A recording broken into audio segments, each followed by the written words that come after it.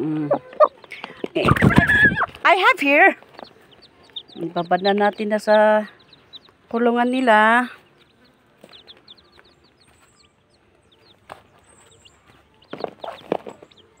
Ay, hirap. Ganito sa amin. No, we don't have to pick the chicken. They're still young.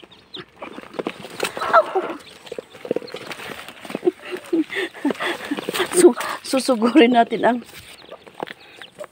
What is that? We don't have to pick the chicken because they're still young. They're still babies.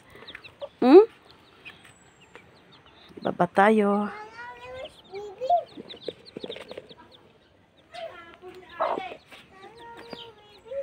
I have here, but you see, you have here the baby, the chicks, baby chicken. You see, there they are. You want to touch them? Oh, you want to touch them? No, that's puppy. Puppy again? Yeah. Nasingpat tete nasingpat hindi siya oral alak man niya anak na ijebalay da hindi nanunuklaw. Ay. Sabi ko nga ititigil ko ang magmanok pero wala, hindi pwede pala eh. Parang hindi bahay pag walang nag-iingay sa bakuran. No, I cannot carry there. I can't carry you there. Are.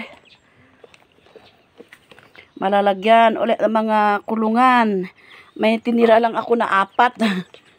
Kasi dati dami kong manok. Sabi ko ayaw ko nang magmanok dahil nga lagi ko nahihirapan ako lalo na pag nagbabagyo. Kailangan pa rin pala. Ayan. I will put you there. Yeah. You stay there with your chicks. And then, kailangan...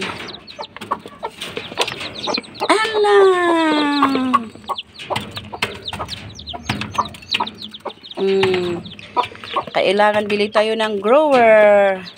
Wala, tinigil ko rin magtinda ng mga pagkain ng manok dahil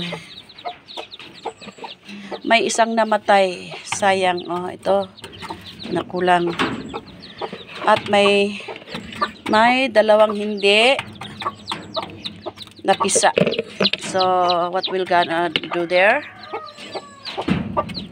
ito tatapon natin dyan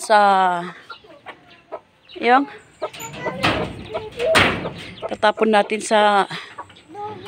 sa ilalim ng bato-bato para hindi kukunin ng mga aso, mga pusa at dyan mag-uumpisa ang pagiging